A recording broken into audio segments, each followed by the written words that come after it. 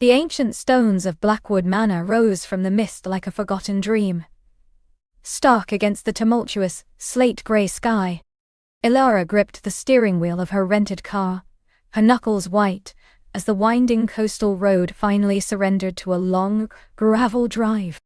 Rain, which had been a polite drizzle for the last hour, now lashed against the windshield in sheets, mirroring the wild abandon of the sea crashing against the cliffs below. She had been warned of the manor's isolation, its dramatic perch overlooking the tempestuous North Sea. But no warning could have prepared her for the sheer brooding majesty of it. Turrets pierced the low clouds. Ivy clung like a second skin to walls that had stood for centuries, and a faint, salty scent of history and decay hung in the air, mingling with the fresh, sharp tang of the storm. This was precisely the kind of place that called to her, an architectural historian whose passion lay in unearthing the stories whispered by forgotten structures. Her contract was clear. Assess the structural integrity and historical significance of the dilapidated East Wing, a task that promised months of solitary, dusty communion with the past. Solitude was a familiar companion, often preferred. Yet, as the car crunched to a halt before the imposing oak front door, a tremor, distinctly not from the cold, snaked through her. This wasn't just another project. This was Blackwood, and its current occupant, Rhys, was as much an enigma as the manor itself. A gust of wind, laden with sea spray, rattled the car. Ilara took a deep breath, smoothing the practical dark wool of her dress. She was ready. Or so she told herself. The massive door, carved with what looked like ancient runic symbols, swung open before she could even raise her hand to the knocker. A figure stood silhouetted against the warm, flickering light of a grand hall within. Not a uniformed butler, as she might have half expected from such a venerable estate, but a man whose presence immediately commanded the space. He was tall, impossibly so, with broad shoulders that filled the doorway. His dark hair, slightly disheveled, fell across a high forehead, and his eyes, even in the dim light, seemed to hold the depth and color of the stormy sea outside. A startling, intense blue-gray. He wore a dark, open-neck shirt that hinted at the taut strength beneath, and trousers that clung just so. He was not conventionally handsome in a soft, sculpted way. His features were sharper, more chiseled, a face that looked as though it had been weathered by the elements, much like the manor itself.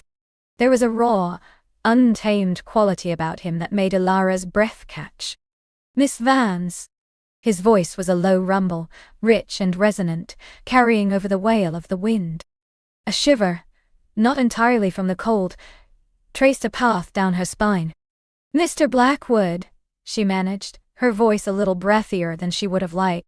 She stepped out of the car, the rain immediately plastering strands of her auburn hair to her cheeks. He moved then, with an easy, fluid grace that belied his powerful build. In 2 strides he was beside her, opening the boot of her car. "Rhys, please, and come inside before you're swept away." His fingers, long and strong, brushed hers as he took her suitcase. The brief contact sent an unexpected spark through her, a startling heat that made her pull her hand back almost instinctively. She followed him into the grand hall, leaving the tempest behind.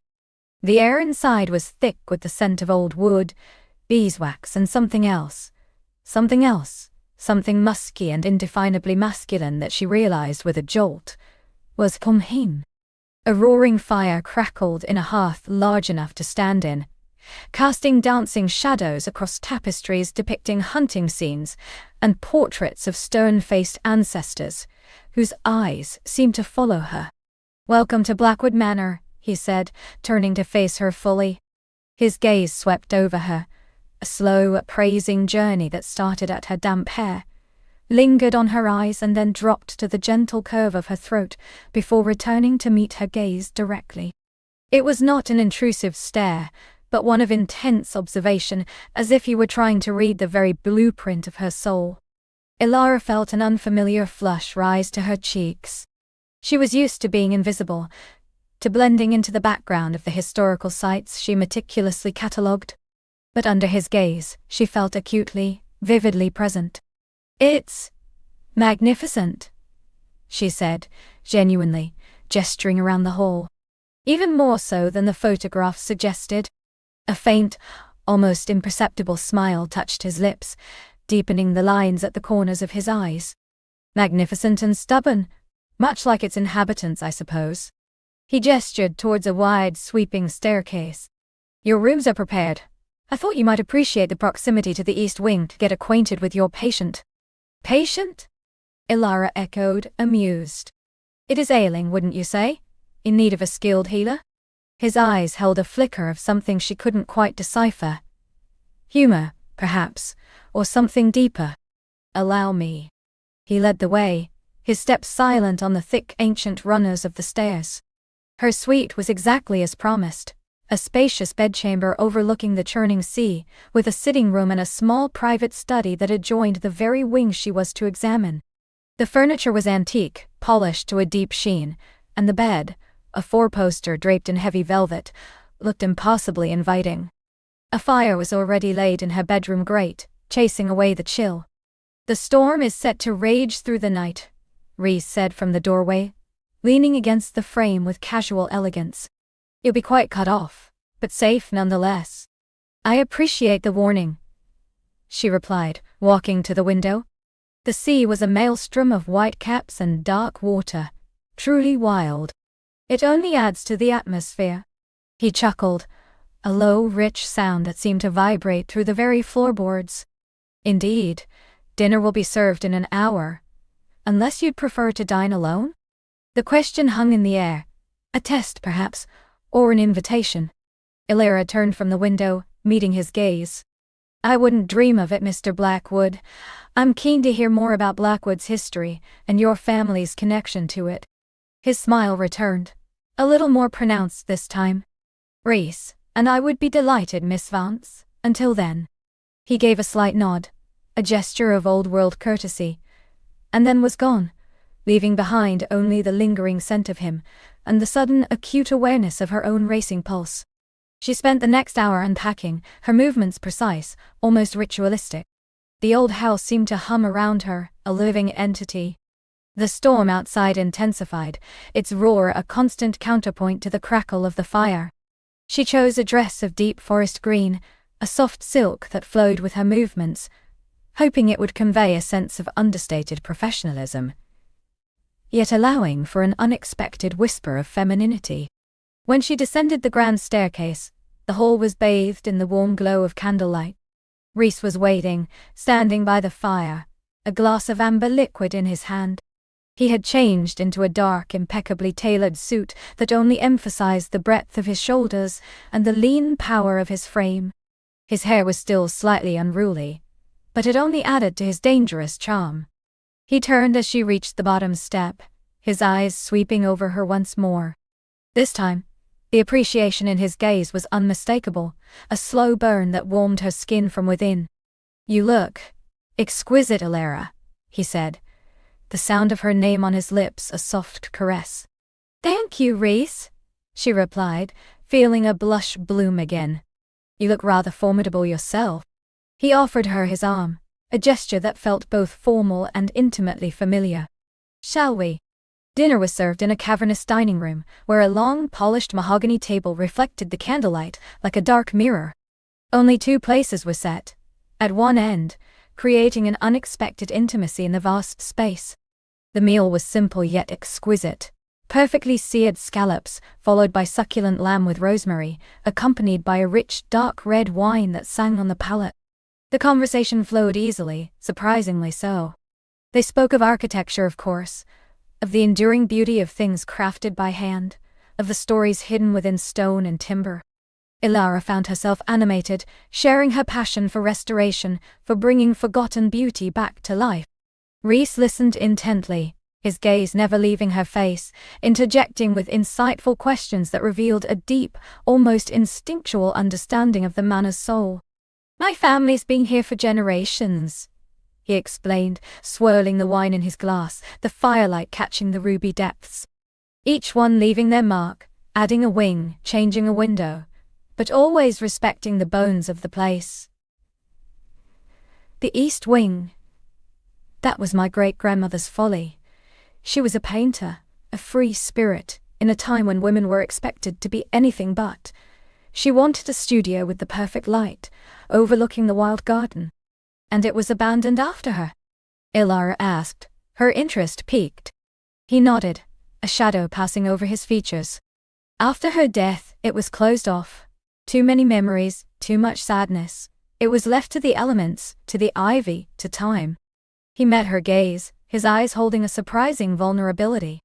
I suppose I finally gathered the courage to bring it back to life. To honor her. Ilara felt a pang of empathy, a sudden sense of connection to this enigmatic man. That's a beautiful sentiment, Reese. To honor the past by preserving it for the future. He leaned forward slightly, his voice dropping to a lower, more intimate tone. I think you understand, Ilara. More than most. The candlelight flickered, casting their faces in a warm, golden glow. Outside, the storm raged, a wild symphony against the ancient glass of the windows. Inside, a different kind of storm was brewing, a quiet, insistent hum between them. She found herself mesmerized by the subtle movements of his lips as he spoke, the way the firelight caught the planes of his face, the intensity of his gaze that seemed to strip away her usual defenses. Midway through dessert, a delectable dark chocolate torte, his hand reached across the table, not quite touching hers, but hovering just above it. More wine, he murmured, his voice a little rougher now. Please, she breathed, her eyes locked with his. As he poured, their fingers brushed, a fleeting electric contact that sent a jolt through her arm, right to her core. Her skin tingled, and she felt a sudden undeniable heat bloom in her lower belly. When dinner concluded, Reese led her to the library, a vast room lined with floor-to-ceiling bookshelves that smelled of old leather and paper. A grand fireplace, similar to the one in the hall, dominated one wall, its flames casting a warm, inviting light. 2 deep velvet armchairs were pulled close to the hearth. Cognac, he offered, gesturing to a decanter on a low table. Just a small one, thank you, she replied, sinking into the plush comfort of an armchair. The silk of her dress whispered against the velvet, a soft friction that mirrored the subtle tension in the room. He handed her a snifter, their fingers brushing once more, the warmth of his skin transferring to hers. He settled into the opposite chair, his presence filling the space, a potent magnetic force. The storm outside seemed to intensify, the wind howling around the eaves of the manor, the rain drumming a relentless rhythm against the windows. It felt as if they were suspended in a bubble of warmth and light, utterly alone in the world. The conversation shifted, deepened. They spoke of dreams, of regrets, of the quiet desires that live beneath the surface of everyday life. Ilara found herself revealing aspects of herself she rarely shared. Her childhood fascination with ruins, the quiet ache of a life spent mostly in scholarly pursuit, the longing for something more than just understanding the past. Reese listened, his eyes never leaving hers, their depth drawing her in, making her feel seen, truly seen, for the first time in a long while. He spoke less of himself, but his silences were eloquent, heavy with unspoken things. He told her of the weight of the Blackwood legacy, of the responsibility of maintaining such a grand old place, of the solitude that came with it. It's a beautiful burden, she mused, sipping her cognac, the warmth spreading through her. A beautiful burden indeed, he echoed, his gaze lingering on her lips. And sometimes the burden feels lighter in good company. The air between them crackled, charged with an unspoken electricity. The silence stretched, thick and potent, punctuated only by the roar of the fire and the insistent wail of the wind. Ilara felt a yearning awaken within her, a dormant desire that had been stirred by his presence, by his intensity, by the sheer, undeniable magnetism of him. He reached out then, slowly, deliberately, his hand hovering near hers, resting on the arm of her chair. His fingers were long, elegant, yet clearly strong, weathered. She watched, mesmerized, as his thumbs slowly, almost imperceptibly, began to stroke the velvet of the armchair, just inches from her own skin. Each stroke was a whisper, a silent promise, a tactile suggestion that sent shivers through her. Her breath hitched.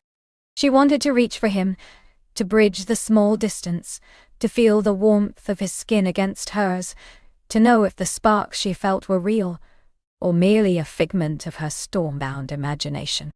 Her gaze locked with his, and in the depths of his blue-gray eyes, she saw a mirroring of her own longing, a raw, untamed hunger that made her heart pound a furious rhythm against her ribs. The tension was almost unbearable, a tangible thing that hummed in the air between them. Her entire body felt alive, sensitized, acutely aware of the smallest details. The scent of his cologne, the subtle rise and fall of his chest, the way his dark hair fell just so across his forehead. She wanted him to lean in, to close the distance, to taste the promise on his lips. He shifted, his body turning more fully towards her. The firelight played across his features, deepening the shadows, making him look impossibly handsome, dangerous. His hand moved. Slowly, deliberately, closer to hers, until the tips of their fingers were almost touching. The heat radiating from him was palpable, drawing her in like a moth to a flame. And then a log shifted in the fireplace with a sudden loud crackle, breaking the spell. Race's hand paused, then slowly, almost reluctantly, retracted. He cleared his throat, the sound rough. "It's late, Ilara," he said, his voice a low murmur, thick with unspoken emotion. "And tomorrow, the East Wing awaits its healer." The abruptness of his words, the sudden return to a professional formality, felt like a physical blow. The exquisite tension, so carefully built, dissolved, leaving a hollow ache in its wake. She felt a profound sense of disappointment, a frustrated longing that pulsed through her veins. "Yes," she managed, her voice barely a whisper. She rose, feeling a strange lightness in her limbs, as if the earth beneath her feet had lost its solidity. He walked her back to her suite, the silence between them now heavy, charged with all that hadn't been said. At her door, he paused. His gaze, still intense, swept over her face, lingering on her lips. For a moment, she thought he might lean in, might finally bridge the distance. Her breath caught in her throat, her body rigid with anticipation. But he simply gave a brief, almost imperceptible nod. "Good night, Ilara." "Good night, Race." She watched him walk away, his tall, dark figure disappearing into the shadowed corridor. Once her door was closed, the silence of her room felt deafening, broken only by the insistent roar of the storm and the frantic beating of her own heart. She leaned against the cool wood of the door, her eyes closed, her body humming with a frustrated energy. The image of his intense blue-gray eyes, the brush of his fingers, the raw longing she had seen mirrored in his gaze, swam before her. She moved to the window, pressing her forehead against the cold glass, watching the wild sea rage against the shore. The storm outside was a fitting echo of the tempest that had erupted within her. This was not just another project. And Reese Blackwood was certainly not just another client. The whispers of the storm, the whispers of the house, were now joined by the whispers of her own awakening desire, promising a future at Blackwood Manor that would be anything but solitary. The cold glass offered little comfort against the tempest within her, a maelstrom of longing and a bewildering clarity. Blackwood Manor wasn't just a project, it was a crucible, and Reese Blackwood, her client, was the forge. She pulled away from the window, the image of the furious sea still imprinted on her mind, mirroring the wildness that had seized her. This was dangerous, unprofessional, utterly captivating. She moved through the vast, dimly lit corridor, the old floorboards groaning a symphony beneath her feet. Her own footsteps seemed an intrusion in the ancient quiet of the house, a quiet that now felt imbued with a new potent energy. The scent of salt and damp earth mingled with something else she couldn't quite place, old wood, beeswax, and a faint, masculine aroma that had clung to Reese, a scent that now seemed to tantalize her senses. She found her way back to her temporary chambers, the grandeur of the room feeling more like a stage for her tumultuous thoughts than a sanctuary. Undressing, she felt the cool air on her skin, a stark contrast to the heat that had flared within her. Each movement was deliberate, a ritual to calm the frenetic beat of her heart. She slipped into a silk robe, its cool fabric a whisper against her skin, and settled onto the window seat overlooking the inner courtyard, away from the direct assault of the storm. Rain lashed against the panes, a steady, relentless drumming that somehow soothed the edges of her awakening. She wasn't just attracted to Reese Blackwood. She was drawn to him, pulled by an invisible current as powerful and inescapable as the tides that governed the wild sea outside. It was more than his striking looks, his intense gaze, or the raw power he exuded. It was the depth she sensed beneath his reserved exterior, the quiet strength, the hint of a solitary soul that mirrored her own, yet promised a thrilling counterpoint. Sleep, when it finally came, was a restless tapestry woven with images of crashing waves, the shadowed planes of Reza's face, and the phantom touch of his hand.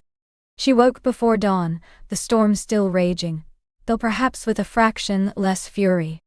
The first tentative streaks of grey light filtered through the heavy clouds, painting the sky in bruised purples and deep indigos. She dressed carefully, choosing a tailored tweed skirt and a soft cashmere sweater, a professional shield against the tempest she knew she would face, both outside and within. The house was quiet, save for the persistent drum of the rain. She made her way to the kitchen, a surprisingly warm and inviting space, where a pot of coffee was already brewing, its rich aroma a welcome anchor. Morning. The deep voice startled her, sending a jolt through her system. Reese stood in the doorway, leaning against the frame, a steaming mug in his hand. He was dressed in dark trousers and a charcoal sweater that clung to the breadth of his shoulders, emphasizing the lean power of his frame. His dark hair was slightly tousled, as if he too had wrestled with a restless night. His eyes, those piercing, intelligent grey eyes, met hers, and for a fleeting moment, she felt utterly exposed, as if he could see the echoes of her tumultuous dreams. "Good morning, Reese," she replied, her voice steadier than she felt. She reached for a mug, her fingers brushing against the warm ceramic. "Slept well?" The question was a polite formality, a thin veil over the unspoken question hanging between them. A ghost of a smile touched his lips, a subtle curving that softened the usual intensity of his expression. As well as one can, with the house threatening to lift off its foundations. He pushed off the doorframe, moving with an easy grace that belied his powerful build. "You?" Similarly, she admitted, pouring herself coffee, the steam warming her face. "The storm is quite a force." "It is," he agreed, stepping closer, his presence filling the space, making the air crackle with an almost palpable energy. He took a slow sip of his coffee, his gaze never leaving her. "But Blackwood Manor has weathered worse." His words carried a double meaning, she realized. The house, and perhaps himself. And now perhaps her own composure. She felt the heat rising in her cheeks and turned her attention to the window, watching the rain sheet down. "It certainly feels steadfast." "It is," he repeated, his voice lower now, almost a murmur. "And it needs to be. For what it will become." The project was a safe harbor for their conversation, a professional anchor. "Indeed. I was thinking, with the storm still raging, perhaps we could make use of the day to go over some of the internal structural plans, and perhaps the material samples for the main living areas. It would allow us to visualize the flow without the distraction of the exterior." "An excellent idea," he said, and she felt his gaze linger on her profile. "The library is usually the warmest room. I'll have a fire laid." As they moved through the vast house, the storm's fury provided a dramatic backdrop to their professional discussions. The library indeed was a sanctuary of warmth, the crackling fire casting dancing shadows on the towering bookshelves. The scent of old paper and wood smoke filled the air, a comforting embrace. They spread out blueprints and fabric swatches on the large oak table, their heads bent close together. Reese was a surprisingly attentive client, not just with a keen eye for detail, but with an intuitive understanding of the house's spirit. He spoke of its history, its previous inhabitants, the way the light fell in different seasons, the whispers of the wind through the eaves. He wasn't just building a house, he was weaving a legacy, and she found herself captivated by his vision. "For the main hall," she began, tracing a finger along a line on the blueprint, "I envision a grand staircase. but with a sense of organic flow, almost as if it grew from the very foundations of the house. Perhaps a dark, rich wood, hand-carved, with wrought iron balusters that echo the patterns of the storm-tossed sea. She looked up, her eyes bright with passion for the design. Something that speaks of both strength and subtle artistry. He leaned closer, his shoulder brushing hers, a spark of electricity arcing between them. "I like that," he murmured, his voice a low rumble that vibrated through her.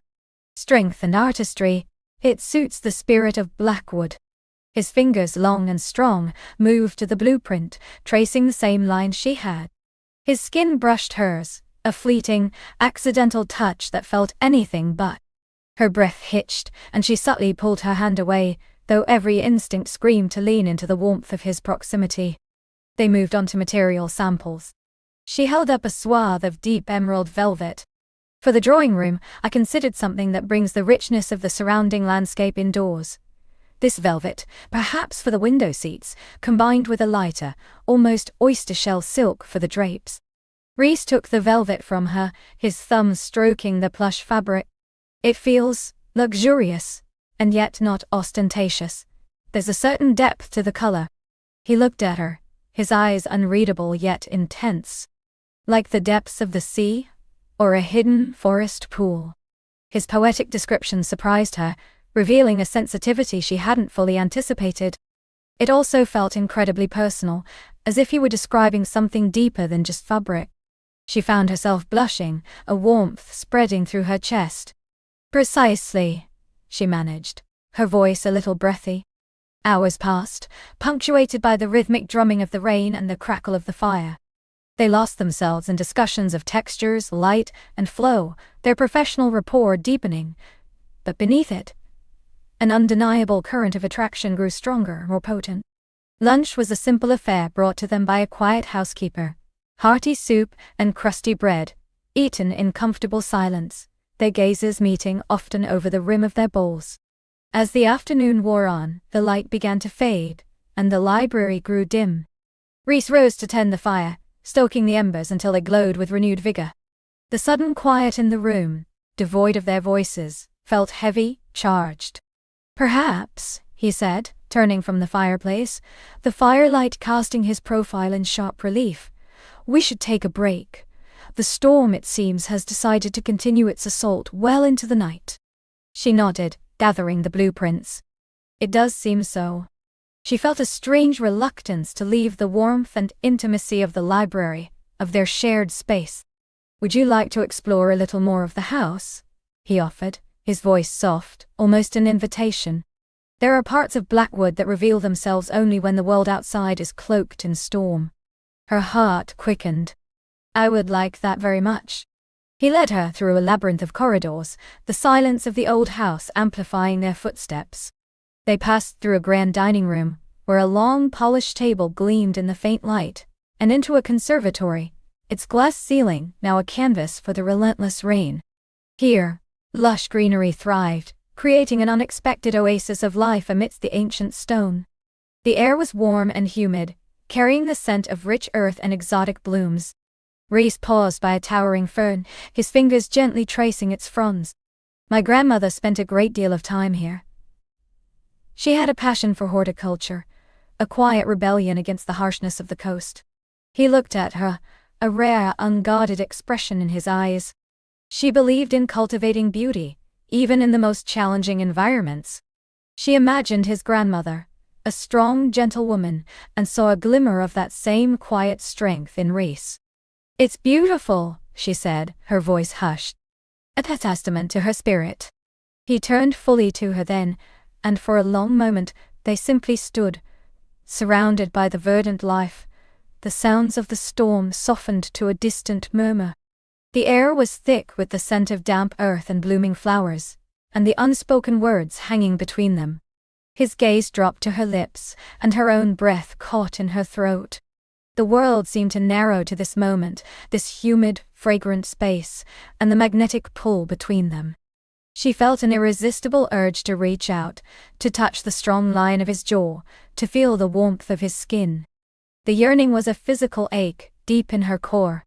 She imagined the soft brush of his lips against hers, the taste of him, the way his hands might feel on her waist. It was a dizzying fantasy, one she had no right to entertain, yet it consumed her. Rhys moved first, a subtle shift, a tightening of his jaw. He cleared his throat, the sound rough, breaking the spell. "There's a gallery on the next floor," he said, his voice a little strained. "It houses some rather interesting portraits of my ancestors." The sudden return to the professional, the historical, was a jolt. Yet she understood. They were treading on delicate ground, and he, perhaps, was as aware of the precipice as she was. They ascended a wide, curving staircase to the gallery. Portraits lined the walls, stern-faced men and elegant women from centuries past, their eyes seeming to follow them as they passed. Rhys spoke of their lives, their triumphs and tragedies, his voice a low, resonant baritone that held her captive. He pointed out a woman with eyes startlingly similar to his own, a hint of melancholy in her painted gaze. "Eleanor Blackwood," he explained. She was said to have had a great love affair with a visiting artist, much to the scandal of the family. She never married. She looked from the painting to Rhys, a flicker of understanding passing between them. The echoes of past loves and unspoken desires seemed to permeate the very air of Blackwood Manor. As they reached the far end of the gallery, a sudden violent crack of thunder rattled the old house, and the lights flickered, then died. Darkness descended, absolute and profound, broken only by the faint, diffused light from the storm-swept windows. She gasped, a small sound, and instinctively reached out, her hand finding Rhys's arm. His muscles were taut beneath her fingers, his skin warm. He didn't pull away. "It seems the storm has decided to make a dramatic exit," he murmured, his voice close, his breath warm against her hair. She could feel the steady beat of his heart through his sleeve, a powerful rhythm that somehow calmed her own racing pulse. "Are there candles?" she asked, her voice hushed, the darkness amplifying her senses. The scent of him, clean and subtly masculine, was intoxicating. "I have a flashlight in my study," he replied. "It's just a few doors down. Stay here, I'll be right back." "No," she said, surprising herself with the urgency in her tone. "Let me come with you. I don't fancy being alone in this darkness." A small nervous laugh escaped her. It was true. The sudden plunge into gloom was unsettling, but it was also an excuse to prolong their proximity, to keep her hand on his arm, to feel the reassuring strength of him beside her. He hesitated for a moment, then his hand covered hers, pressing it gently against his arm. "All right," he said, his voice softer now. "Keep hold. I know the way." Guided by his touch, she navigated the unfamiliar dark, each step a testament to the trust she was unwittingly placing in him. The air was thick with anticipation, the shared vulnerability of the moment deepening their connection. Her fingers tightened on his arm, savoring the warmth, the solid reality of him. They reached his study, a room she hadn't yet seen. Rhys fumbled in the darkness, and after a moment, a beam of light cut through the gloom. The flashlight, a powerful old-fashioned lantern, cast long dramatic shadows around the room. It was a space of rich leather, dark wood, and overflowing bookshelves, a masculine sanctuary that felt intensely personal. He found a few tall beeswax candles and lit them, their gentle flames pushing back the shadows, creating pools of warm, dancing light. The room transformed, becoming intimate, almost secret. "Better?" he asked, turning to her, the golden light illuminating the planes of his face, making his eyes gleam like polished silver. "Much," she breathed, her gaze fixed on him. The air was charged, thick with unspoken words, and a yearning that was becoming increasingly difficult to ignore. He set the flashlight down, the candles providing enough illumination. He took a step towards her, then another, until they were standing in the center of the room, separated by only a few inches. The silence stretched, pregnant with meaning. "This storm," he began, his voice a low murmur, "it seems to have brought things to the surface." Her heart hammered against her ribs. She knew he wasn't just talking about the sea. "It has a way of doing that," she whispered, her gaze locked with his. She saw a flicker of something raw and intense in his eyes, a reflection of her own burgeoning desire. He reached out, slowly, deliberately, his hand rising to cup her cheek. His touch was warm, gentle, sending shivers through her. Her eyes fluttered closed for a moment, savoring the sensation, the sheer intimacy of it. His thumb stroked her skin, a feather-light caress that ignited a slow burn deep within her. "You are," he began, his voice husky, "you are not at all what I expected." She opened her eyes, meeting his gaze. "And you, Reese Blackwood, are not what I expected either." A faint smile touched his lips, a tender, knowing smile that melted something rigid inside her. He leaned closer, his scent enveloping her, a blend of wood smoke, sea air, and something uniquely him, something that pulled her in with an irresistible force. Her lips parted slightly, a silent invitation. She could feel the warmth of his breath on her face, the subtle tremor in his hand as it cradled her cheek. Every fiber of her being screamed for him to close the distance, to finally claim the kiss that had been simmering between them since the moment their eyes first met. She yearned to know the taste of him, the feel of his lips on hers, the press of his body against hers. His eyes, dark and fathomless in the candlelight, searched hers, as if seeking permission, or perhaps simply confirming the intensity of her desire. The air thrummed with unspoken passion, with the quiet roar of the storm outside providing a powerful primal soundtrack to their moment. Slowly, agonizingly slowly, he lowered his head. Her eyelids drifted closed again, anticipation, a sweet, sharp ache in her chest. She lifted her chin, meeting him halfway, her hands instinctively rising to rest lightly on his chest, feeling the solid beat of his heart beneath her fingertips. Just as their lips were about to meet, just as the first whisper of contact was imminent, a sudden jarring thud echoed from downstairs, followed by a faint clatter. Reese froze, his lips a breath away from hers. He pulled back, a soft sigh escaping him, his hand reluctantly dropping from her cheek.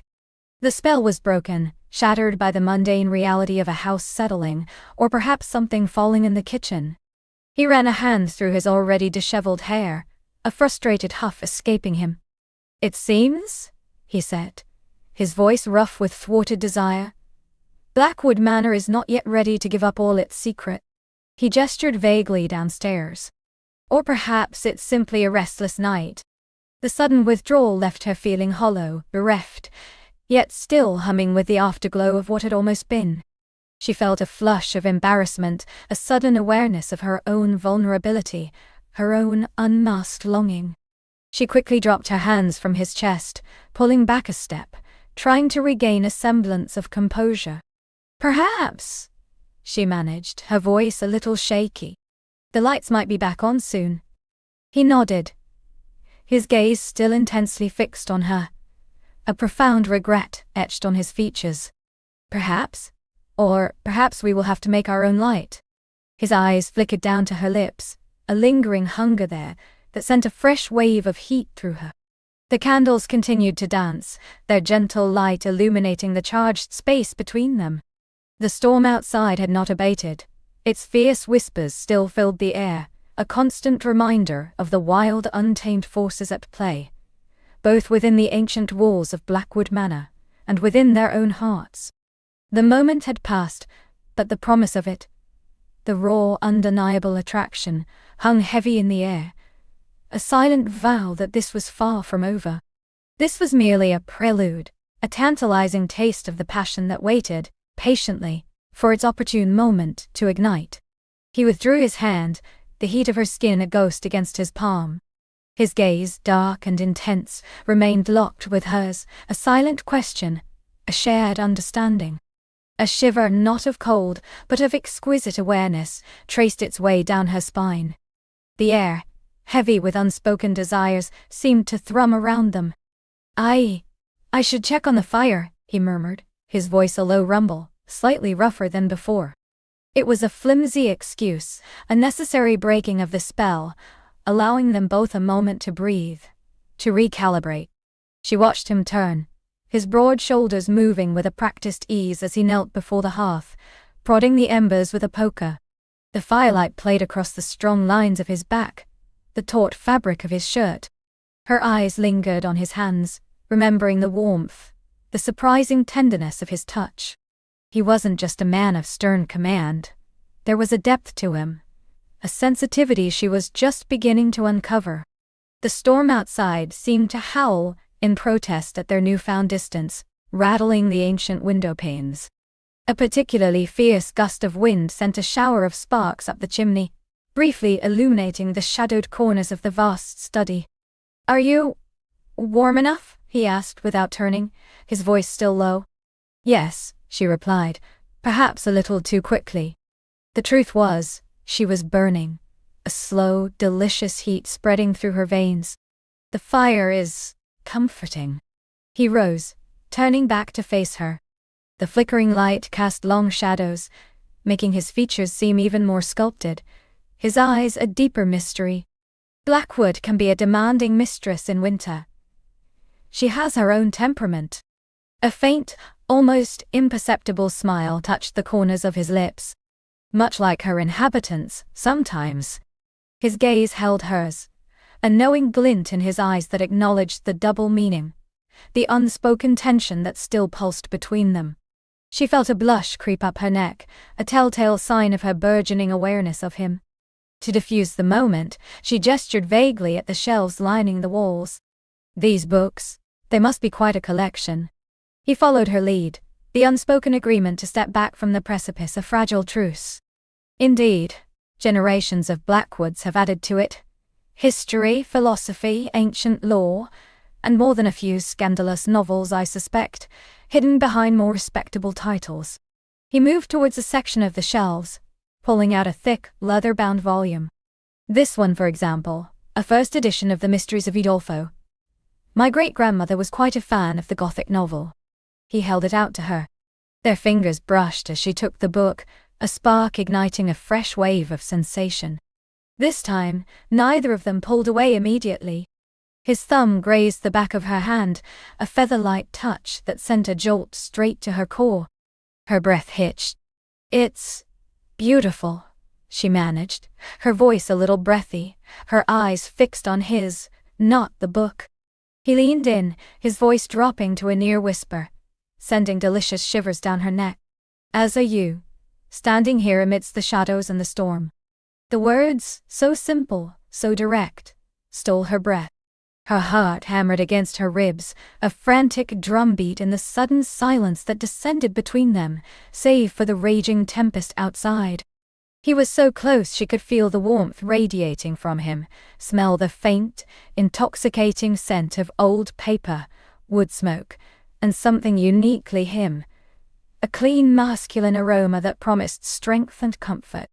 His eyes, dark as the deepest night, searched hers, seeking, questioning, demanding. She found herself utterly captivated, unable to look away, unable to move. Every instinct screamed at her to lean in, to close the minuscule distance that separated them. Then a sudden, violent crack of thunder ripped through the air, so close it felt as if the very foundations of the manor trembled. The lights flickered, plunged them into near darkness for a heart-stopping moment, then reluctantly returned, dimmer than before. She gasped, a small involuntary sound. In that instant of fear, she instinctively took a step closer to him, her free hand reaching out, finding purchase on the solid warmth of his arm. His muscles tensed under her fingers, then relaxed, his own hand coming up to cover hers, a protective gesture. "Blackwood is merely clearing her throat," he murmured, his voice a steadying presence. But his eyes, still locked with hers, held a different message, a shared intimacy forged in the face of the storm. "She's quite the dramatic one," she managed, her voice still a little shaky. The scent of him, so close now, filled her senses, intoxicating and dizzying. His thumb began a slow, sensual caress on the back of her hand, sending ripples of desire through her. Perhaps she knows when to create an opportune moment. He didn't move away, didn't release her hand. Instead, he turned his body slightly, drawing her just a fraction closer, until the side of her hip brushed against his. The contact was electric, a jolt that went straight through her, igniting every nerve ending. She felt the heat of him, the undeniable presence of his body so close to hers. "It's getting quite late," she said, the words feeling utterly foolish and inadequate in the face of the storm and the rising tide of emotion between them. He chuckled, a low, rich sound that vibrated through her. "Time loses its meaning in Blackwood, especially when a storm rages. But you're right. Perhaps a glass of something fortifying before we brave the elements to our respective chambers?" He gestured towards a small, antique drinks cabinet nestled in a corner. She nodded, grateful for the momentary reprieve, the chance to collect her scattered thoughts. He released her hand, the sudden absence of his touch a cold shock. Even as she moved towards the cabinet with him, he poured 2 generous measures of amber liquid into heavy crystal tumblers. The rich, smoky aroma of aged whiskey filled the air, mingling with the scent of old books and the faint dampness of the storm. He handed her a glass, their fingers brushing once more, a contact that felt both accidental and deliberate. "To Blackwood," he said, raising his glass, his eyes twinkling in the dim light. "And to unexpected company." "To unexpected company," she echoed, her voice a little steadier now, though her heart still hammered a frantic rhythm against her ribs. She took a sip of the whiskey. It burned a warm path down her throat, settling a comforting heat in her stomach, chasing away the last vestiges of the storm's chill. They settled into 2 deep leather armchairs by the roaring fire, the only light in the vast room coming from the dancing flames and a single flickering oil lamp on a nearby table. The storm continued its furious assault outside, but within the study, a pocket of warmth and intimacy had formed. "Tell me," he began, his voice soft, reflective, "what brings you to this remote corner of the world, to a place like Blackwood?" She hesitated, then decided on a measure of honesty. "I'm a historian, specializing in architectural preservation. I heard whispers of Blackwood Manor, its unique history, its untouched state, a chance to document it, to perhaps even assist in its revival, if that's something you're open to." He watched her intently, his gaze unwavering. "Revival. An interesting choice of word. Most people speak of restoration, renovation. Revival implies a breath of new life." "Precisely," she said, feeling a surge of passion for her work. "Blackwood isn't just a building. It's a living entity. It has stories, memories, a soul. To simply renovate it would be to strip away its essence. It needs to be understood, cherished, gently brought back to life, not merely whitewashed." A slow smile spread across his face, a genuine warm expression that softened the stern lines around his mouth. "You speak with conviction. I like that. Many have come here over the years, wanting to tear down, to modernize, to erase what makes Blackwood unique. But you see her as I do." The shared understanding, the unexpected kinship, warmed her even more than the whiskey. "She's magnificent, even in her current state. The craftsmanship. It's breathtaking. It comes at a price," he said, his smile fading slightly, a shadow passing over his features. "She demands much. Maintenance, solitude, a certain loyalty." "Are you loyal to her?" she asked, her gaze searching his. His eyes met hers, deep and fathomable. "I am. She is my legacy, my family's legacy. My blood runs through these walls as surely as the stone and timber." He took a long sip of his whiskey. "And sometimes, she can be a lonely legacy." The confession, so quiet and unexpected, struck a chord within her. She saw not just the imposing master of Blackwood, but a man burdened by history, by responsibility, perhaps even by a profound loneliness. A wave of empathy washed over her. "I understand," she said softly. "Passion for one's calling, for one's heritage, it can be isolating." He nodded, a silent acknowledgement. "Tell me about your work then. What drives you?" And so they talked. The hours slipped by, unnoticed amidst the roaring fire and the raging storm. She spoke of her adventures in crumbling castles and forgotten estates, of the thrill of uncovering a hidden fresco or deciphering an ancient inscription. He listened, rapt, asking intelligent, Insightful questions that showed a keen mind beneath the taciturn exterior. He, in turn, spoke of the challenges of maintaining Blackwood, of the endless repairs, the vast estate lands, the encroaching wilderness. He spoke of his ancestors, not as distant figures in history, but as real people who had walked these same halls, faced similar storms. He spoke of the weight of expectation, the quiet pride in preserving something so profound. As their conversation deepened, so did their connection. The initial tension, while still present, had morphed into something softer, more nuanced. It was a comfortable intimacy, a profound intellectual and emotional communion that was perhaps even more potent than the raw physical attraction. They discovered shared values, similar worldviews, a mutual respect that blossomed in the firelight. She found herself laughing, a genuine, uninhibited sound she hadn't realized she was capable of in such circumstances. He, too, smiled more often, his eyes softening, losing their guarded intensity. The whiskey in their glasses had long been finished, but neither seemed inclined to move. The storm, too, seemed to have begun to wane, its furious roars settling into a more distant grumble. "It's truly extraordinary, this place," she said, gesturing around the study, feeling a deep sense of contentment she hadn't anticipated. "It feels alive." "It is," he agreed, his gaze sweeping the room, then returning to her. "And tonight, it feels even more so." His eyes lingered on her lips, a silent invitation that made her breath catch in her throat. The air thrummed again, but this time it was softer, a gentle hum of anticipation. The intellectual connection had paved the way for something deeper, something far more personal. He rose slowly from his armchair, moving with an almost predatory grace. She watched him, her heart quickening its pace.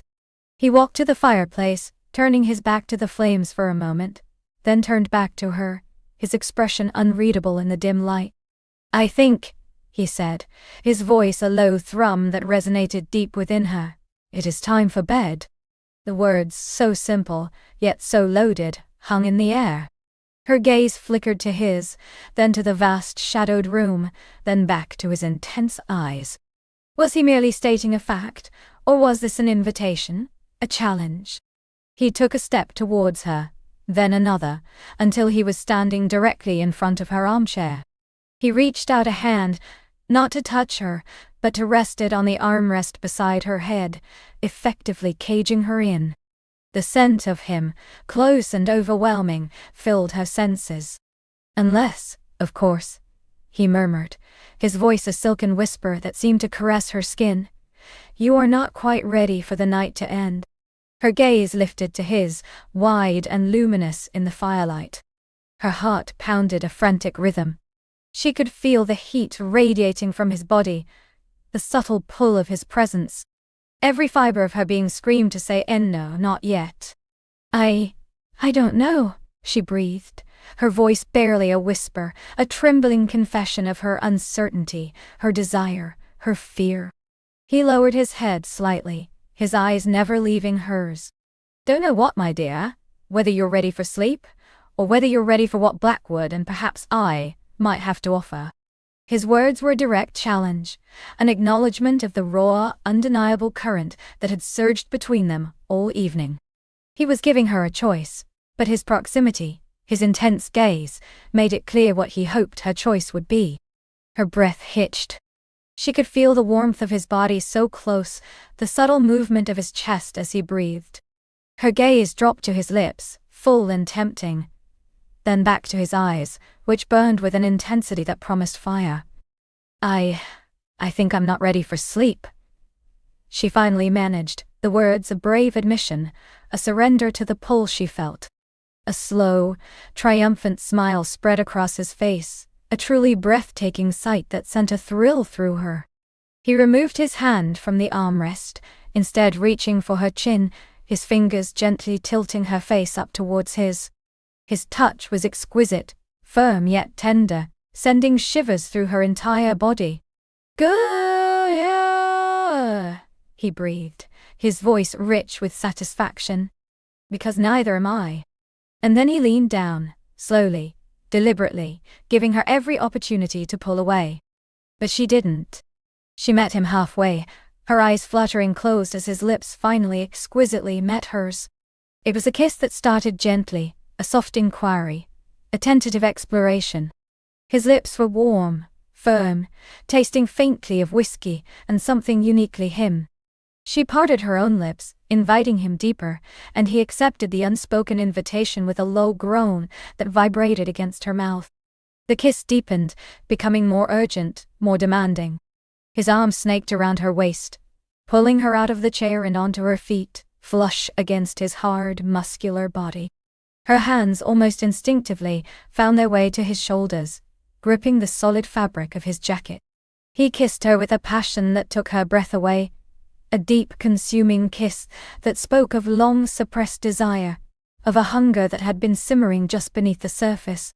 His tongue tangled with hers, a sensual dance that sent heat coursing through her veins, making her dizzy with longing. She felt the hard ridge of his arousal pressing against her, a clear and unmistakable sign of his desire, mirroring the aching emptiness that bloomed deep within her. Her fingers threaded into the thick hair at the nape of his neck, pulling him closer, wanting to be consumed by him. He broke the kiss, just barely, his forehead resting against hers, his breath coming in ragged gasps. "My God," he murmured, his voice thick with emotion. "I've wanted to do that since the moment I saw you." Her chest heaved, her own breath coming in shallow gasps. "And you," she confessed, her voice barely audible. He kissed her again, this time a series of soft, lingering kisses, trailing from her lips to her jawline, then down to the sensitive skin of her neck. Each kiss was a spark, igniting a trail of fire in its wake. She arched her neck, giving him better access, a soft moan escaping her lips. His hands, strong and sure, moved from her waist, tracing the curve of her spine, then settled on her hips, pressing her even closer against him. She could feel every contour of his body against hers, the warmth, the strength, the raw masculine power. "You are exquisite," he whispered against her skin, his breath warm and intoxicating. "Even more beautiful than I imagined." He lifted her effortlessly, her legs instinctively wrapping around his waist as he hoisted her against him. She gasped, a thrill shooting through her at the sudden intimacy, the feeling of being held so completely, so powerfully. He carried her away from the fire, away from the flickering lamplight, towards the shadowy depths of the study. "Where are we going?" she whispered, her voice a fragile thread, her heart pounding. "Somewhere more private," he murmured, his lips brushing against her ear, sending shivers down her spine. "Somewhere Blackwood can truly weave her magic." He moved with a quiet purpose, his steps sure even in the dim light. She clung to him, her face buried in the crook of his neck, inhaling his scent, lost in the intoxicating sensation of his body against hers. He reached a heavy oak door, pushing it open with his shoulder. The room beyond was even darker, lit only by the faint glow filtering in from the study. As he carried her inside, she realized it was a bedroom. A vast, four-poster bed, draped in heavy velvet, dominated the center of the room. The air was cool, carrying the faint scent of lavender and old linen. He set her down gently beside the bed, but didn't release her. His hands still rested on her waist, his thumbs tracing slow, sensual circles on her skin, even through the fabric of her dress. "This was my grandmother's room," he said, his voice a low murmur close to her ear. "She was a woman of fierce spirit, much like you." The comparison, the intimacy of the setting, sent a fresh wave of warmth through her. She looked up at him, her eyes wide, questioning. The dim light did little to obscure the raw desire she saw reflected in his gaze. He reached out, his fingers tracing the delicate line of her jaw, then moving to cup her cheek. "I want you," he said, his voice husky, devoid of all pretense. "More than I've wanted anything in a very long time." Her breath caught. The directness of his words, the vulnerability in his tone, was almost as intoxicating as his touch. "And you," she replied, her own voice barely a whisper, a truthful echo of her deepest desires. He leaned in again, his lips brushing hers. "Let me show you," he breathed, before capturing her mouth in another searing kiss. This kiss was slower, more deliberate, a promise of what was to come. His hands slid from her waist, moving upwards, slowly tracing the curves of her body. He found the delicate buttons of her dress, starting at the nape of her neck, his fingers surprisingly deft as he unfastened them one by one. She shivered as the cool air touched her skin, then warmed again as his fingers brushed against her back. The dress began to loosen, falling open around her shoulders, revealing the soft skin beneath. She felt the fabric slide down her arms, pooling at her feet. He broke the kiss, just enough to look at her, his eyes dark with hunger. "You are magnificent," he whispered, his gaze sweeping over her, lingering on the delicate curve of her collarbone, the swell of her breasts beneath the silk of her chemise. Her heart hammered, a frantic drum against her ribs. She felt exposed, vulnerable, yet utterly desired. A thrilling sensation she hadn't experienced in years. She reached out, her fingers fumbling with the buttons of his shirt. He stood patiently, his eyes never leaving hers, as she slowly, tentatively unfastened each button, revealing the hard, muscular expanse of his chest. The shirt fell open, revealing a powerful physique, taut muscles rippling beneath smooth skin. A smattering of dark hair dusted his chest, disappearing beneath his trousers. She reached out, her fingers tracing the warmth of his skin, feeling the strong beat of his heart beneath her palm. He groaned, a deep, guttural sound that sent a jolt of pure desire through her. He took her hand, pressing it flat against his chest, holding it there. "Feel that?" he whispered, his voice rough. "That's for you." He then gently took her hands and guided them around his back, pulling her even closer, until her chemise-clad body was pressed full against his bare chest. The contact was exquisite, the contrast of soft silk and warm, hard skin. She could feel the heat radiating from him, the subtle scent of his skin, a primal, intoxicating aroma. He kissed her again, a passionate, consuming kiss that left her breathless and aching. His hands moved to the hem of her chemise, slowly, deliciously, pushing it up, revealing more and more of her skin to his touch. She shivered in anticipation, her body humming with a desperate need for more. The chemise slipped over her head, and she stood before him, clad only in her delicate lace underthings. He gazed at her, his eyes blazing with admiration and hunger. She felt a blush creep up her neck, but she met his gaze, unafraid, emboldened by his desire. "Perfect," he murmured, his voice a reverent whisper. He reached for the ties of her corset, his fingers brushing against her skin, sending electric currents through her. She held her breath as he slowly, expertly, loosened the laces, one by one. The corset yielded, and she felt a delicious sense of release as it fell away, leaving her breasts unfettered, rising and falling with her ragged breaths. His eyes darkened, his gaze lingering on the creamy swell of her breasts, the delicate lace of her bra. He reached out, his thumb gently brushing against the tip of one breast, sending a shockwave of pleasure through her. A soft moan escaped her lips. "You are truly a vision," he breathed, his voice thick with desire. He bent his head, his lips finding the hollow of her throat, then moving lower, teasing the sensitive skin above her breasts. She arched her back, her fingers clutching his shoulders, her body trembling with anticipation. He kissed his way down, his warm breath and soft lips sending shivers through her. He reached the delicate lace of her bra, and with a gentle tug, unfastened it. The bra fell away, revealing her breasts in their full glory. A gasp escaped her lips as his gaze devoured her. She felt exposed, vulnerable, yet undeniably beautiful under his intense scrutiny. He reached out, his hands cupping her breasts, his thumbs gently brushing over her nipples, which hardened instantly under his touch. She moaned, a soft, helpless sound of pure pleasure. He leaned down, his lips closing over one taut peak, suckling gently, sending a wave of exquisite sensation through her entire body. Her knees threatened to buckle, and she instinctively leaned into him, her hands threading through his hair, holding him close. He alternated between her breasts, teasing, licking, suckling, driving her to the brink of exquisite madness. Her body arched, her hips pressing instinctively against his, seeking the relief only he could provide. "Please," she whispered, her voice raw with need. "Please, more." He lifted his head, his eyes dark with unfulfilled desire, his lips glistening. "Soon," he promised, his voice a low growl. "But I want to savor every moment." He lifted her again, carefully, tenderly, and carried her to the edge of the vast four-poster bed. He sat her down on the cool, crisp sheets, then knelt before her. His gaze remained locked with hers as his hands moved to the final barrier, the delicate lace of her knickers. His fingers, surprisingly gentle, slid beneath the fabric, tracing the sensitive skin of her inner thighs. A jolt of pure pleasure shot through her. She gasped, her body trembling.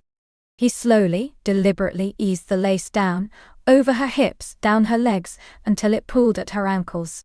She was completely naked before him, bathed in the faint glow filtering in from the study. Vulnerable, yet utterly desired. Her eyes, wide and luminous, met his, a silent invitation, a desperate plea. He rose, his eyes never leaving hers, and quickly shed his own remaining clothes, his trousers, his socks. He stood before her, a magnificent, powerful man, his body a testament to strength and raw masculinity. His arousal, thick and rigid, stood proudly, a clear declaration of his intentions. He moved to the bed, gently pushing her back onto the pillows, then climbed in beside her. The cool sheets, then the warmth of his body against hers. He pulled the heavy velvet duvet over them, cocooning them in a private world of warmth and desire, the storm outside now a distant, forgotten hum. He leaned over her, supporting himself on his elbows, his gaze devouring her face, her eyes, her lips. "You are breathtaking," he whispered again, his voice thick with emotion. "And you're mine tonight." She reached up, her fingers tracing the strong line of his jaw, then tangled in the soft hair at the nape of his neck, pulling him down for another kiss. This one was slow, deep, full of unspoken promises, of shared longing, of a passion finally unleashed. His body settled against hers, warm and heavy, his legs sliding between hers, gently pushing them apart. She felt the hard, hot press of his erection against her aching core, a sweet torture that promised ultimate release. He moved slowly, deliberately, his body a heavy, sensual weight against hers. His lips trailed down her neck, over her collarbone, to the valley between her breasts, sending shivers through her. His hand moved lower, finding the soft skin of her inner thigh, gently caressing, teasing, preparing her. She arched into his touch, a soft moan escaping her lips. Her body thrummed with a desperate need, an urgent hunger that demanded satisfaction. The air around them was thick with their combined desire, the scent of their skin, the quiet gasps and moans. He lifted his head, his eyes, dark and intense, met hers. "Are you ready, my love?" he whispered, his voice a low, rough plea. She didn't need to answer with words. Her body, trembling beneath him, her hips arching, her eyes wide with desperate anticipation, spoke volumes. He moved, slowly, deliberately, aligning himself, his breath warm against her ear. The first touch was exquisite, a slow, gentle pressure that made her gasp. She wrapped her legs around his waist, pulling him closer, urging him deeper.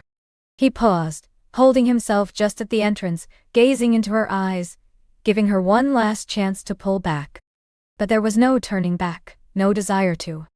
Only a desperate, aching need to be filled, to be consumed. "Yes," she breathed, the word a desperate plea, a full surrender. With a low groan he began to move, slowly, exquisitely, entering her, filling her completely. A wave of pure, unadulterated pleasure washed over her, a sensation so profound it stole her breath. She cried out softly, clinging to him, her body convulsing in wave after wave of exquisite release. He began a slow, rhythmic thrust, each movement deepening the pleasure, driving her higher and higher. She met his every thrust, her hips rising to meet his, lost in the primal dance of their bodies. The bed creaked softly in time with their movements, a silent witness to their burgeoning passion. The storm, though distant, still whispered outside, a wild, untamed backdrop to the storm raging within them. The ancient walls of Blackwood Manor seemed to hum with their passion, absorbing the heat, the moans, the desperate cries of pleasure. He leaned down, burying his face in her neck, his breath hot against her skin. "Beautiful," he murmured, his voice thick with emotion, each word punctuated by a deep, powerful thrust. So beautiful. She was lost, utterly consumed by the sensations, by him. Her mind emptied of everything but the rhythmic friction, the exquisite pressure, the rising tide of ecstasy. Her nails dug into his shoulders, her legs wrapped tightly around his waist, holding him close, wanting him deeper, wanting to feel him forever. The tension built, a sweet, agonizing climb towards an inevitable peak. Every nerve ending in her body screamed with pleasure, her vision blurring, her world narrowing to just the two of them, entwined, breathless, consumed. He quickened his pace, his thrusts becoming more urgent, more desperate. She felt herself spiraling, reaching, grasping for the precipice. A final powerful thrust, and she shattered, a gasp ripping from her throat, her body convulsing in wave after wave of exquisite release. He followed moments later, a deep guttural groan escaping his lips as he poured himself into her, his body trembling, collapsing onto her, heavy and sated. They lay tangled together, breathless, slick with sweat, their hearts pounding in unison. The storm outside seemed to have finally hushed, giving way to a profound, almost sacred silence, broken only by their ragged breathing. He shifted, propping himself up on an elbow, looking down at her, his eyes soft, filled with a tenderness that made her heart ache. He reached out, his fingers gently brushing a strand of hair from her face. "Are you all right?" he whispered, his voice still hoarse with emotion. She smiled, a soft, contented smile. "More than all right," she breathed, her voice still shaky. I'm wonderful." He leaned down, kissing her forehead, then her lips. A soft, tender kiss that was more intimate than any of the passionate ones before. "Good," he murmured, pulling her closer, tucking her head onto his shoulder. She nestled into his warmth, feeling utterly safe, utterly cherished. The weight of his arm around her, the steady beat of his heart beneath her ear, was the most comforting sensation she had ever known. The ancient manor, once a place of mystery and foreboding, now felt like a sanctuary, a haven. She closed her eyes, drifting in the delicious aftermath, the echoes of pleasure still reverberating through her body. The night was far from over. This was just the beginning. A soft sigh escaped her lips, a tiny ripple in the stillness that followed. His arm tightened almost imperceptibly, a reassuring anchor in her blissful days. The scent of him, an intoxicating blend of his skin, a hint of something earthy and wild, and the lingering perfume of their shared passion, enveloped her, a private world forged in the heart of the ancient house. She lifted her head slightly, just enough to catch the soft glow of the moonlight filtering through the tall arched window. It cast a silver sheen across his strong jawline, illuminating the dark stubble that brushed her cheek. He shifted, his gaze finding hers in the dim light, a silent question, a profound understanding passing between them. "Reese," she whispered, the name feeling natural, belonging to him as intimately as his touch. A slow, tender smile curved his lips, a breathtaking sight that softened the rugged angles of his face. "Elara," he murmured back, her name a caress on his tongue, a deep, resonant sound that vibrated through her, stirring a new wave of longing. He brushed a strand of hair from her face, his fingers lingering at her temple, sending shivers down her spine. The air, once thick with the immediate aftermath of their union, now hummed with a different kind of energy. A quiet anticipation, a promise of more to come. This wasn't just physical release. It was a profound connection that begged for deeper exploration, an unwritten symphony waiting to be played. Elara's eyes, still heavy-lidded from pleasure, met his, reflecting the unspoken desire that flickered between them. The beginning wasn't just the initiation of intimacy. It was the start of a journey, a conversation of bodies and souls that was far from over.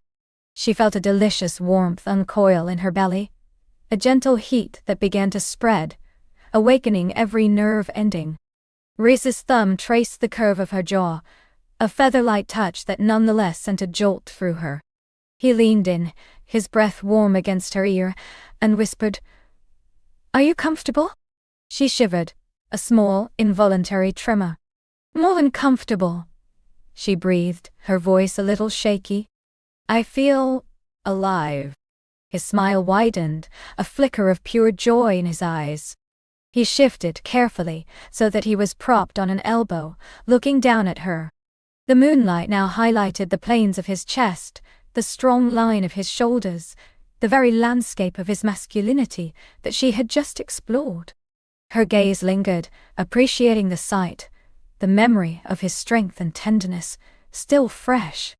He reached out, his hand finding hers, fingers interlacing. His thumb stroked the back of her hand, a slow, hypnotic rhythm that soothed and excited all at once. "Good," he said, his voice low and husky. "Because I feel utterly captivated." His words, honest and heartfelt, made her heart swell. This wasn't just passion. It was something deeper, something that felt like destiny unfolding in the quiet solitude of the ancient room. The flickering shadows danced on the walls, mimicking the dance of emotions within her. He leaned in closer, his dark eyes searching hers, asking permission, offering everything. Her lips parted slightly in silent invitation, and he took it, his mouth meeting hers in a kiss that was softer this time, more tender, a slow exploration that was less about fervent desire, and more about profound connection.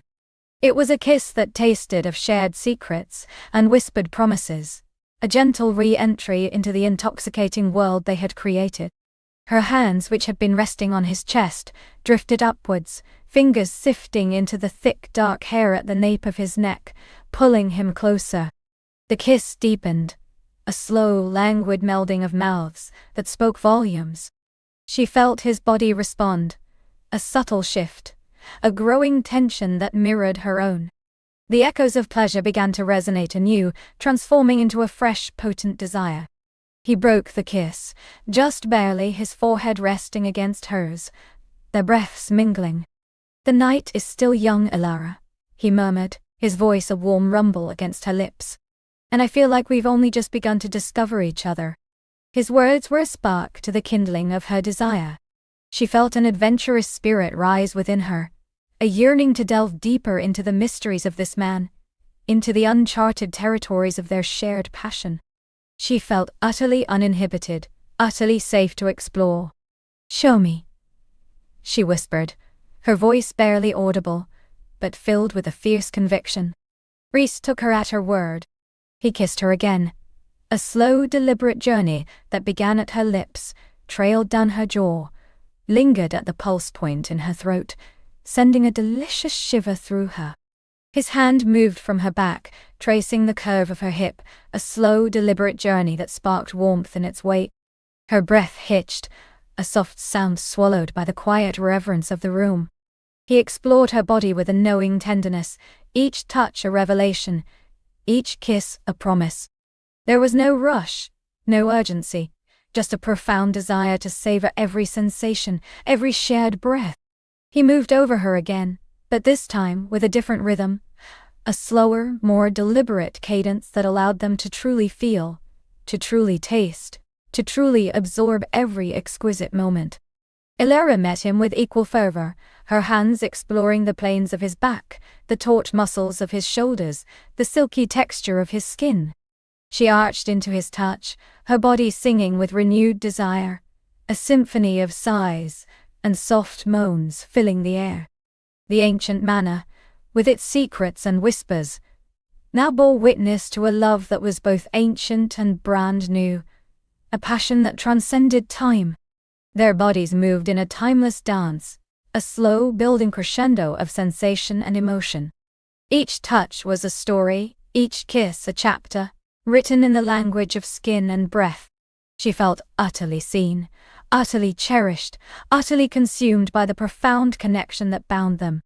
The world outside the manor walls ceased to exist. There was only this room, this bed, this man, and her. The climax, when it came again, was a wave of pure, unadulterated bliss, washing over her with a fierce tenderness that left her breathless and utterly sated. She cried out his name, a raw, primal sound of pleasure and surrender. He held her close, his own body trembling with the aftershocks, his mouth pressed against her hair. They lay tangled together, limbs intertwined, hearts beating a shared rhythm against each other. The moonlight had shifted, casting longer shadows, painting the room in shades of silver and indigo. The air was heavy with the scent of their love, a sweet, musky perfume that promised comfort and belonging. Ilara nestled her head into the crook of his neck, feeling the steady thrum of his pulse beneath her ear.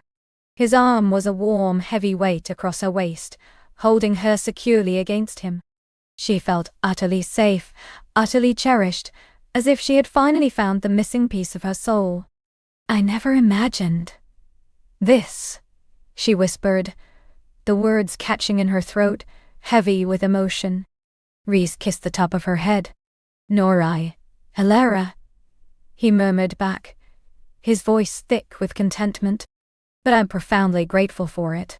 He tightened his embrace, pulling her even closer, as if to absorb her into himself. The quiet of the manor settled around them once more. But this time it was a comforting quiet, filled with the warmth of their shared intimacy. The chill that had once permeated these old stones seemed to have been chased away by the heat of their passion, replaced by a gentle, enveloping warmth. Drifting on the edge of sleep, Ilara felt a profound sense of peace settle over her. The journey to this ancient manor, once shrouded in mystery and a hint of trepidation, had led her not to ghosts of the past, but to a vibrant, living connection, to a love she hadn't known she was searching for. Rhys's breathing deepened, a slow, even rhythm against her cheek. She felt him relax, his body a warm, strong presence beside her. The sounds of the night, the gentle rustle of leaves outside, the distant hoot of an owl, only served to deepen the sense of sanctuary within their room. She closed her eyes, a soft, contented smile playing on her lips. The ancient manor, once a place of mystery and foreboding, now felt like a haven, a sanctuary for their burgeoning love. She drifted into a soft, dreamless sleep, wrapped in his warmth, safe in his arms, knowing that this was not just the beginning, but a beautiful, enduring continuation. The night was truly over, but their story, she knew, had just truly begun.